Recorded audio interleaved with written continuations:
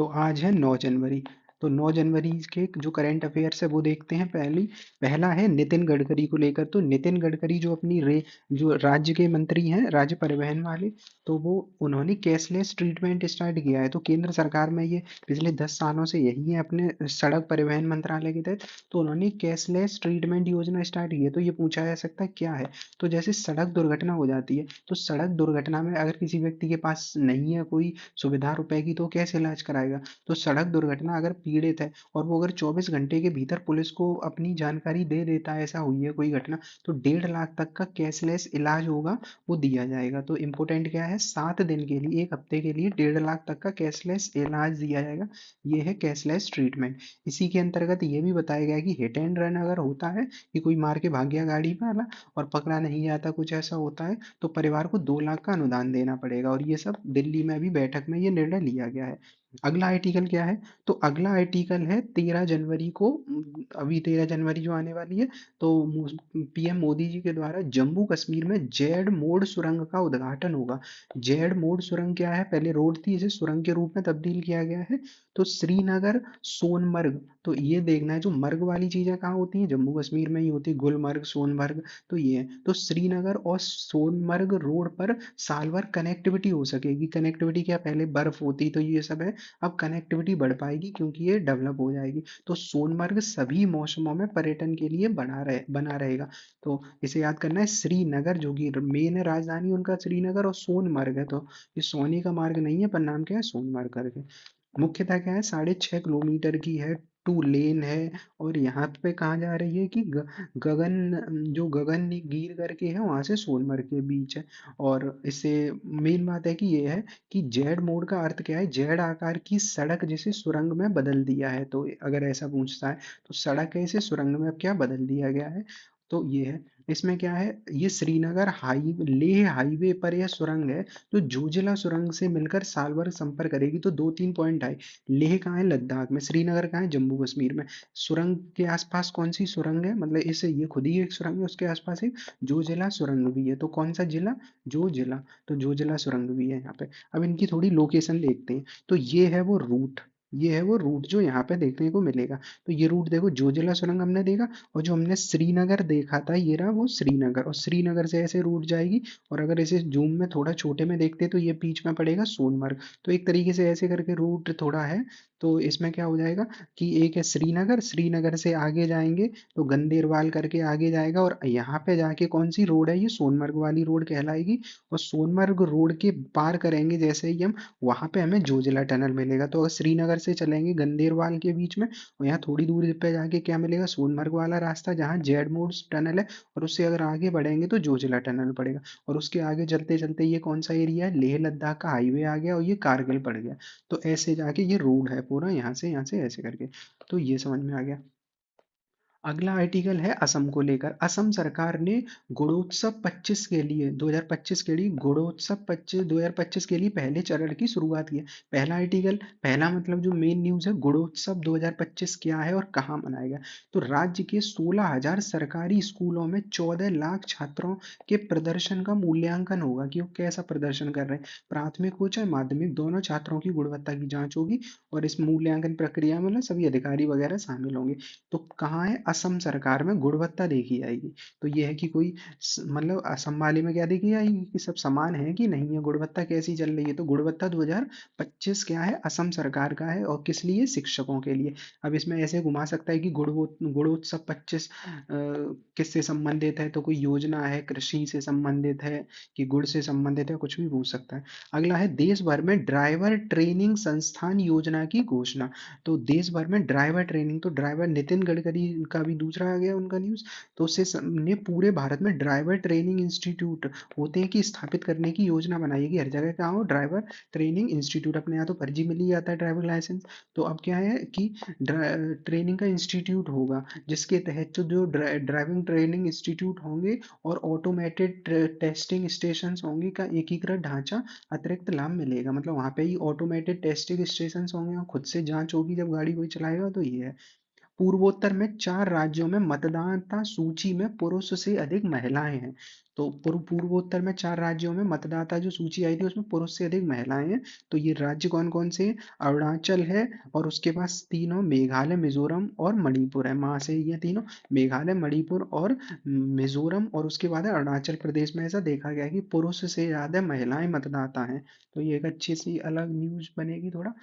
और मतदाता सूची में लिंगानुपात, औसत लिंगानुपात ये इतना था 2023 में 40, और अब 948 हो गया है। तो ये, तो ये हाँ, इनके क्यों है ऐसा? क्योंकि इन जो ये कैसी है, ये नॉर्मल औसत है 948, पर जो इन राज्यों में है वो हमेशा ज्यादा है चारों राज्यों। मेघालय में 1000 पुरुषों पर 1028 महिलाएं, 1070, 1066, 37, ये अलग है राज्य। तो यहाँ पे महिलाएं ज्यादा हैं। तो 3 माह से हैं, माँ नाम से, और एक किसमें है, मेघालय, मणिपुर और मिजोरम, और क्या नाम है, एक अरुणाचल प्रदेश है। तो ये हो गया। उसके बाद है आईआईटी मद्रास ने लॉन्च किया एशिया का सबसे बड़ा सैलो वेब बेसिन। तो सैलो मतलब उथला टाइप का, तो वेब बेसिन जो ये दिख रहा है, तो इसमें क्या है, आईआईटी मद्रास ने एशिया का सबसे बड़ा सैलो वेब बेसिन अनुसंधान शुरू किया है। ये क्या करेगा, उद्देश्य भारतीय बंदरगाहों, जल मार्गों, तटीय इंजीनियरिंग को चुनौतियों का समाधान। अब तटों पे बहुत सारी चुनौतियां होती हैं कि लहरें आ रही हैं और समस्याएं, कटा हो रहा कुछ, तो इन समस्याओं के लिए ये सैलो वेब बेसिन बनाया जाएगा। स्थान कहाँ है, मद्रास है। आईआईटी जो मद्रास है थेयूर में, वहां पे ये कैंपस में ये किया गया है। मल्टी डायरेक्शनल वेब बेसिन है, लहरों और धाराओं की जटिल इंटरेक्शन का अध्ययन करेगा। ये जो धाराएं आ रही है इनका अध्ययन किया जाएगा। और बंदरगाह और जलमार्ग में तकनीकों का नवाचार किया है, मतलब बताया जाएगा कौन सी समस्याएं हो सकती, कौन सी लहरों से, ये सब है। तो ये अच्छा एक आर्टिकल था। अगला है इंडोनेशिया के बारे में। कल ही हमने यूपीएससी वाली करंट वाले में देखा था इंडोनेशिया के बारे में शायद। तो इसमें क्या है कि इंडोनेशिया में माउंट ईवू है जो ज्वालामुखी फटा है। तो माउंट, जो इंडोनेशिया है लगभग वहाँ पे सैकड़ों संख्या में ज्वालामुखी हैं। तो कोई ना कोई वहाँ पे होता रहता है, तो कुछ पर प्रमुख हैं। तो उनमें से एक प्रमुख है माउंट ईवू ज्वालामुखी फटा है। तो माउंट ईवू ज्वालामुखी है वो नॉर्थ मालुकू प्रांत है, वहाँ पे इसका विस्फोट हुआ है। तो माउंट मेरापी, मेरापी के बाद ये दूसरा सबसे सक्रिय ज्वालामुखी है। इस वजह से इम्पोर्टेंट है। जैसे माउंट मेरापी क्यों फेमस है, सबसे सक्रिय है इंडोनेशिया में। तो मेरापी हो गया, और ये क्या है, ईवू हो गया। तो ये है। और रिंग ऑफ फायर में इंडोनेशिया आता है, ये 127 है। तो अब 127 तो याद नहीं कर सकते। तो जो माउंट ईवू है, मेरापी है, तो ऐसे दो चार माउंटेन्स हैं जो मेन है, वो याद कर सकते हैं। तो माउंट ईवू देखेगा वो इस साइड देखेगा, ये सुलावेसी आइलैंड है ये वाला, और ये बोर्नियो वाला है। ये कौन सा है, सुमात्रा, जावा, बाली, और ये क्या है, ईस्ट तिमोर वाला एरिया है जिसकी राजधानी क्या थी, दिल्ली थी। ये अलग से एक देश है यहाँ पे, छोटा सा। ये उसके बाद इधर पपुआ न्यू गिनी है। तो माउंट ईबू किस पे, इस छोटे से आइलैंड पे है। तो यहाँ पे देख सकते हैं ये सारे नाम लिखे हैं, जैसे सुमात्रा हुआ, जावा हुआ, यहाँ पे जकार्ता है, जो जावा में इनकी राजधानी जो पुरानी वाली हुआ करती थी, वो जकार्ता यही है। बाली आइलैंड है, सुलावेसी आइलैंड है, बोर्नियो है, तो ईस्ट तिमोर है, ये है। अगला देखें तो दो भारतीय अमेरिकी वर्जीनिया विधानमंडल में निर्वाचित हुए हैं। दो भारतीय हैं अमेरिकी, वो वर्जीनिया के विधानमंडल में निर्वाचित हुए। कल ही हमने देखा था कि हमारे, मतलब एक ऐसे ही उन्होंने गीता पे क्या लिया था, शपथ ली थी, जो भारतीय अमेरिकी हैं। अब क्या आ गया है, कन्नन श्रीनिवासन, वर्जीनिया के कन्नन श्रीनिवासन है, वो वर्जीनिया में चुने गए हैं। तो इन बस नाम याद रहेगा, तो अमेरिका से ऐसे ही दे देगा कि अमेरिका में कौन चुना गया, तो दो नाम याद रख लेने। एक कन्नन श्रीनिवासन, तो ये निवास कहाँ कर रहे हैं, निवासन अमेरिका में जाके निवासन कर रहे हैं, श्रीनिवासन। दूसरा है जे जे सिंह, जे जे सिंह भी चुने गए हैं। तो निवासन के बाद दूसरे कौन है, जे जे सिंह। पगड़ी पहनने वाले पहले अमेरिकी विधायक ये बने थे। तो कौन से बने हैं, ये पगड़ी पहनने वाले पहले अमेरिकी विधायक हैं, जे जे सिंह। तो सिंह है ये, मतलब कौन से हैं, जैसे अपने यहाँ आते हैं तो ये सींग वाले पंजाबी लोग पगड़ी पहनते हैं, तो यहाँ पे जे जे सिंह है, ऐसे याद कर लेना। वो कन्नन श्रीनिवासन है, ये भी एक है जो वर्जीनिया में चुने गए हैं। अगला है कर्नाटक में गरुड़ाक्षी, इसे हमने कल यूपीएससी वाले में देखा था न्यूज में। तो गरुड़ाक्षी क्या है, नॉर्मल सा है ये, कि कहाँ पे है, पहली बात कर्नाटक में। क्या है, एफआईआर होगी, किस पे होगी, अगर कोई वन्य का अपराध करता है, वन्य जीव का। तो ये है। अगला है आंध्र प्रदेश को पीएम मोदी ने 2 लाख करोड़ रुपए की परियोजना यहाँ पे लागू करी है। तो कहाँ पे, आंध्र प्रदेश में अभी देखा था। आंध्र प्रदेश और बिहार, ये दोनों का सपोर्ट से ही सरकार में अभी हुआ था। तो चंद्रबाबू नायडू हैं यहाँ के, तो आंध्र प्रदेश को भी मदद दी गई है 2 लाख करोड़ की परियोजनाएं। तो हरित हाइड्रोजन हब बनाया जा रहा है विशाखापट्टनम में, एनटीपीसी सहित हरित हाइड्रोजन बम की आधारशिला रखी गई है। तो ये पूछा जा सकता है हरित हाइड्रोजन हब कहाँ रखा गया। अब हाइड्रोजन जल है, ऐसे याद कर सकते हैं कि विशाखापट्टनम वाला एरिया जल से काफी फेमस है। मतलब यहाँ बंदरगाह भी है, डीप वाला, डॉल्फिन नोज वगैरह। तो यहाँ पे विशाखापट्टनम में गया हरित हाइड्रोजन हब है। बुनियादी ढांचा रेल वगैरह का परियोजना बनेगी, हर जगह ही इंफ्रास्ट्रक्चर बनता है। आर्थिक लक्ष्य क्या है, 2047 तक आंध्र प्रदेश को 2.5 ट्रिलियन की अर्थव्यवस्था बना देना है। और हरित हाइड्रोजन मिशन का क्या है कि 30 तक 5 मिलियन मीट्रिक टन हरित हाइड्रोजन का उत्पादन कर देना है आंध्र प्रदेश से ही। अगला है इसी में हरित हाइड्रोजन मिशन के बारे में देखते हैं कि हरित हाइड्रोजन है क्या। तो ये है, लॉन्च हुआ था जनवरी 2023 में। लक्ष्य क्या है, अब हरित हाइड्रोजन, हाइड्रोजन भी हम हर एक हाइड्रोजन हरित तो नहीं होती है। हरित हाइड्रोजन का मतलब है हाइड्रोजन बनाने में रिन्यूएबल एनर्जी का यूज करना। अब हाइड्रोजन तो कोयले से भी बनाई जा सकती है, पेट्रोलियम से, क्योंकि हाइड्रोजन बनाना एक प्रोसेस है। अब उस प्रोसेस में जो ईंधन लगेगा उस पर डिपेंड करता है कि वो हरित हाइड्रोजन होगी या कैसी होगी। तो हरित का मतलब क्या हुआ, रिन्यूएबल एनर्जी के माध्यम से हाइड्रोजन बनाई जाएगी। कब स्टार्ट हुई, पिछले साल 2000, मतलब पिछले से पिछले 2023 में हुई थी जनवरी में। 47 तक ऊर्जा स्वतंत्र लक्ष्य बनाना है, मतलब ऊर्जा स्वतंत्र बनाने का लक्ष्य है कि भारत को ऊर्जा मंगानी ही ना पड़े, हम ऊर्जा स्वतंत्र हो जाए। और 70 तक हमारा टारगेट क्या है, कुछ देशों का, ज्यादातर बड़े देशों का कहाँ है, कब है, 2050 तक। हमारा टारगेट है 2070 तक हम जीरो नेट लक्ष्य रखेंगे। अब जीरो नेट, जीरो का मतलब क्या हो गया, कार्बन उत्सर्जन बिल्कुल नहीं करेंगे, नहीं, इसका मतलब ये नहीं है। नेट जीरो का मतलब होता है कि हम जो कार्बन उत्सर्जित तो करेंगे उतना कार्बन हम कैप्चर करेंगे, या उतना कार्बन के बराबर हम पेड़ पौधे और ये सब चीजें करेंगे। मतलब कार्बन को हम उस वायुमंडल में नहीं रहने देंगे। हम ऐसी टेक्नोलॉजी विकसित करेंगे कि वो जीरो हो जाए उतनी मात्रा। तो ये, इसमें 19,000 करोड़ के आसपास रुपए लगेगा। 2028 तक 410 गीगावाट, 30 तक वाला मेन है, जो 30 तक याद रख सकते हैं, डाटा भी सीधा जाए। जैसे 30 तक 500 है, 500 गीगाबाइट तो नॉर्मल डाटा है। 30 तक 500 गीगाबाइट गैर जीवाश्म ऊर्जा क्षमता करनी है। गैर जीवाश्म का मतलब क्या होगा, रिन्यूएबल एनर्जी जहाँ से कार्बन ना निकले। 50 तक 7 से 14% तक बढ़ाना है ऊर्जा खपत को, तो ऊर्जा खपत को 7 से 14% तक बढ़ाना। तो ये भी आ जाएगा इसमें। हाइड्रोजन के प्रकार, जैसे अभी मैंने बताया कि हाइड्रोजन एक प्रकार की नहीं होती, जैसे बनाए जाएंगे उसी प्रकार से उसका हो जाता है। अब हमने अभी जो पढ़ा वो ग्रीन हरित हाइड्रोजन पढ़ी, गुलाबी हाइड्रोजन, टरफ्यूज हाइड्रोजन, नीली है, ग्रे है, काली और भूरी हाइड्रोजन है। ये सब अलग अलग प्रकार होते हैं इसके। अब इसरो के अध्यक्ष नए बी नारायणन पर हैं, और ये हम देख चुके हैं इनके बारे में पिछले न्यूज में। तो ये हो गया। अगला है, अफगानिस्तान में भारत परियोजनाओं का विकास करेगा। अब अफगानिस्तान और भारत के संबंध अच्छे हैं, तो हम क्या करेंगे, वहाँ पे कुछ क्या, चाबहार पोर्ट के जरिए व्यापार बढ़ाने पर सहमति हुई है। तो अब चाबहार पोर्ट देख लेते हैं। असल में क्या हुआ कि कराची पोर्ट के पास एक पोर्ट है, ग्वादर पोर्ट। ग्वादर पोर्ट इस्लामाबाद होते हुए काशगर, मतलब इस वाले एरिया में चाइना का प्रभुत्व हो रहा था। ग्वादर को डेवलप किया चाइना ने। अब जब ग्वादर को चाइना ने डेवलप किया पाकिस्तान में, तो भारत ने सोचा कोई डेवलप करे, क्योंकि हमें भी इस एरिया तक जाना है। ईरान मतलब ईरान से होते हुए अफगानिस्तान तक जाना था, क्योंकि हम डायरेक्टली इस एरिया से तो अफगानिस्तान में जा नहीं सकते हैं ऊपर से, जम्मू कश्मीर से, क्योंकि पाकिस्तान के साथ हमारे बेहतर संबंध नहीं है। तो अगर हमें अफगानिस्तान के साथ कुछ ट्रेड वगैरह करनी है, तो हमें रास्ता चुनना होगा ये वाला, मतलब भारत से होके ईरान, ईरान से होके अफगानिस्तान वाले एरिया में जाएंगे। और अगर हमें इधर भी पहुंचना है, तुर्कमेनिस्तान, आज कजाकिस्तान, उज्बेकिस्तान, किसी भी स्थान में, तो तब भी हमें इसी रूट को लेना पड़ेगा। तो इस हिसाब से भारत ने एक पोर्ट डेवलप किया था, उसका नाम था चाबहार पोर्ट। तो ऐसे याद कर सकते हैं कि सब तरफ बाहर आ जाएगी इससे, अगर इस पोर्ट को बना देंगे तो चाबहार। तो चाबहार पोर्ट कहाँ है, ईरान में है। तो ये भारत डेवलप कर रहा था। अब हुआ क्या था, कुछ साल पहले इसमें मतलब ट्रम्प ने, जब हुआ करते थे पिछली बार, तो कुछ हमारा संबंध सही नहीं रहे थे अमेरिका के साथ, और इसके बाद क्या हुआ था, पोर्ट को रोक दिया गया था। मतलब अमेरिका ने कुछ पाबंदी लगा दी थी ईरान पर। ईरान पर पाबंदी लगाई गई थी, ईरान की पाबंदी की वजह से हम इस पोर्ट को डेवलप नहीं कर पाए थे। तो इस वजह से ये पोर्ट अभी बंद था, अब ये हटा दिए गए हैं, कुछ भारत के लिए छूट दे दी गई है। तो इस वजह से ये भारत के लिए गेम चेंजर साबित होगा, ये पोर्ट जब पूरा डेवलप हो जाएगा। तो चाबहार चाबहार पोर्ट देखा हमने।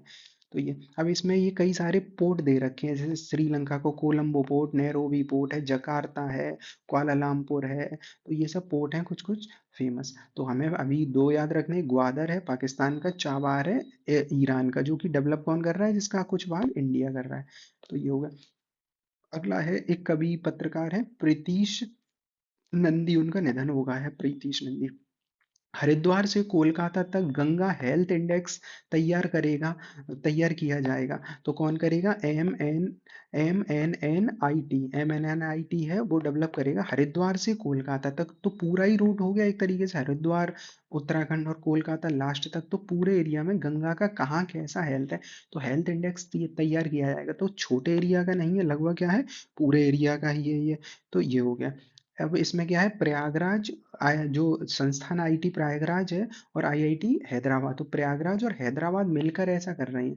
तो कोई सरकार का नहीं, मतलब सरकार इसका मतलब आईआईटी जो आईटी प्रयागराज वाला और हैदराबाद मिलकर इसका अध्ययन करेंगे। हरिद्वार से अभी देख लिया कोलकाता तक है। रिपोर्ट का महत्व क्या होगा, सफाई संरक्षण सारी चीजें होंगी। आईआईटी हैदराबाद जो है वो क्या करेगा, नोडल के रूप में पानी के नमूने और इन सब की जांच करेगा, और जो प्रयागराज वाला करेगा वो मशीन लर्निंग एआई टेक्नोलॉजी का उपयोग को डेवलप करेगा। तो मेन है दोनों यूनिवर्सिटी के नाम में, मतलब इनके नाम याद रखने इन्हें, प्रयागराज की संस्था और हैदराबाद की संस्था। और कौन सा है, तो इंडेक्स है। अगला, भारत ने कोयला उत्पादन के लक्ष्य को बढ़ाया है। तो 150 पूर्व लक्ष्य था, अब उसे नया लक्ष्य हमने 200 करोड़ टन का बढ़ा दिया है। तो 200 करोड़ टन तक हमने कर दिया, पहले 150 हुआ करता था। तो 30 तक 150 करोड़ टन कोयला उत्पादन का लक्ष्य था, अब 200 कर दिया है, मतलब हमने काफी कुछ ज्यादा बढ़ा दिया। ट्रंप की नजर, अब ट्रंप की एक न्यूज चल रही है काफी कुछ दिनों से। जब ट्रंप पिछली बार जब हुआ करते थे प्रधान राष्ट्रपति पिछली बार पहले टर्म में, तो उन्होंने ग्रीनलैंड को खरीदने की बात कही थी। अब ये थोड़ा सुनकर अजीब लगेगा, पर ग्रीनलैंड को ट्रम्प खरीदना चाहते थे। और इस बार अभी आए मतलब उन्होंने शपथ ग्रहण भी नहीं की है, ग्रीनलैंड, कनाडा और पनामा तीनों के बारे में उन्होंने बात कर दी है। तो हम तीनों को समझते हैं। पिछले आर्टिकल में हमने कल शायद जाना था पनामा के बारे में, कि पनामा से उन्होंने ये कहा है कि पनामा ने जो टैक्स कुछ बढ़ाए हैं, तो पनामा को 1999 में, मतलब अमेरिका ने पनामा को दे दिया था, जो पनामा नहर है उसको पनामा देश को दे दिया था 1999 में। उससे पहले ये लिखा है, उससे पहले किसके पास हुआ करती थी, अमेरिका ने डेवलप की थी 1914 में। तो ये थी पहली न्यूज। तो पनामा पे एक ट्रंप ने कहा कि हम वापस ले सकते हैं इसे। तो पहली चीज ये है, अगर उन्हें टैक्स बढ़ाए पनामा ने तो। दूसरा, अभी ट्रंप ने एक बात कही है कनाडा को लेकर। ट्रंप ने कहा कनाडा क्या अमेरिका के ऊपर ही तो है, तो कनाडा को हम कब्जा कर लेंगे और उसे 50 देश हैं हमारे देश में, अब 51 बना लेंगे, मतलब 51वां ये हमारा राज्य बन जाएगा। तो कनाडा को कहा है, मतलब ऐसी बात करी है कनाडा के बारे में, कि कनाडा को 51वां राज्य बनाया जा सकता है, और उन्हें सालाना खर्च भी दे देंगे अगर वो बन जाते हैं, और ये व्यापार वगैरह भी हो जाएगा। अगला, अब जो मेन है, पिछली बार भी कोशिश करी थी उन्होंने ग्रीनलैंड को लेकर। तो कारण क्या है ग्रीनलैंड में, राजनीतिक कारण है, एक खनिज है। राजनीतिक कारण क्या है, ग्रीनलैंड अमेरिका के बिल्कुल पास है, और खनिज दृष्टि से बहुत संपन्न है ग्रीनलैंड। अब ग्रीनलैंड विश्व में 12वां सबसे बड़ा देश भी है और डेनमार्क के अधीन है। तो क्षेत्रफल में ग्रीनलैंड सबसे बड़े आइलैंड में। तो अब चूंकि इस एरिया में सबसे बड़ा आइलैंड है ये, और 12वां सबसे बड़ा देश भी है क्षेत्रफल से, तो डेनमार्क के अधिकार में, तो अमेरिका इसे चाहता है। तो ग्रीनलैंड को खरीदने की इच्छा जताई थी। बाद में यूरोपीय देशों ने इसका विरोध कर दिया था, डेनमार्क ने विरोध ही किया होगा, डेनमार्क का है, तो डेनमार्क ने कहा था ये बिकाऊ नहीं है। तो ये था। अब ग्रीनलैंड सुन के लगा तो ऐसा होगा कि ग्रीन ग्रीन होगा, पर यहाँ पे है क्या, 80% बर्फ का है, नाम ग्रीनलैंड है, 80% बर्फ का है। अब इसका एरिया बड़ा दिलचस्प है कि ये है डेनमार्क का है, और डेनमार्क कहाँ है, ये रहा छोटा सा यूरोप में डेनमार्क।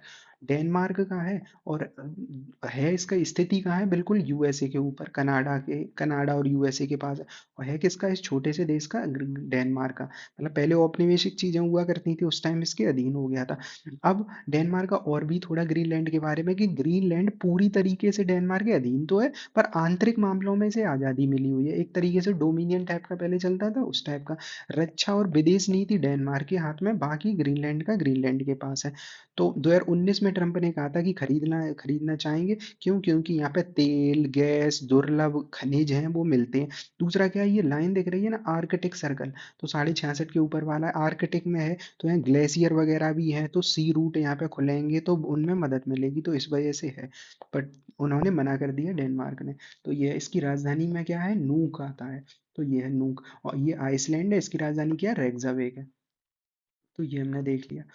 उसके बाद है कनाडा। अब वही चीज तीनों न्यूज़ हैं कि ट्रंप ने ग्रीनलैंड को खरीदना चाहा, कनाडा कनाडा को 51वां राज्य बनाने की बात कही है, और पनामा से कहा है कि हम ये पनामा के बीच में जो पनामा जल संधि है, मतलब पनामा की नहर है, उसे भी हम वापस ले लेंगे। तो तीनों चीजें चल रही हैं।